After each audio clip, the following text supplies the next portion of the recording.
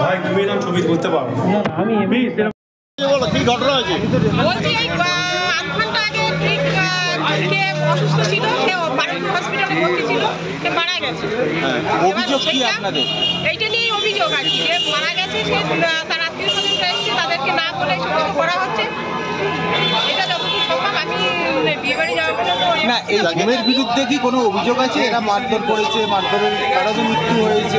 এরা আমরা প্রায় 10 বছর ধরে এই নেশামুক্তি কেন্দ্রটা এখানে ভাড়া দিয়েছি।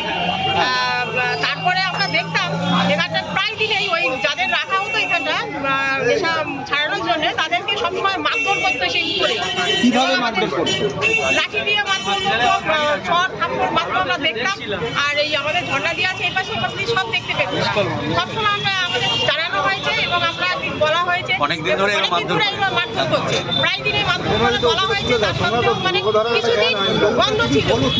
তারপরে রাত 2টো 2:30টার সময় বাইক নিয়ে আসে, রাতের বেলা লোকেরা মানে খুবই অতিষ্ঠ হয়ে যাচ্ছে। এইভাবে চলছে এদের অত্যাচার। তো আজকে অত্যাচারটা চূড়ান্ত আকার ধারণ করেছে একজন মারা যাওয়ার পর। আর সেই জন্যই সব পাবলিকরা সব ছুটে এসেছে এবং এই ভাঙচুর করেছে। কি করে মারধর করেছে বলে মনে হচ্ছে? কি করে মারা গেছে বলে আপনার মনে হচ্ছে? পিটিয়ে মেরেছে। ভাঙচুর করলো কারা তাহলে? এই জনতারা যারা। এই নেশামুক্তি কেন্দ্র কতদিন ধরে চলছিল এলাকা? অনেকদিন ধরে চলছে, অনেকদিন। কত প্রেজেন্ট আছে কেন জানা আছে? আপনার নামটা একটু বলুন। আমার নাম অর্চনা মল্লিক। 4 নম্বর ওয়ার্ডের কমিশনার।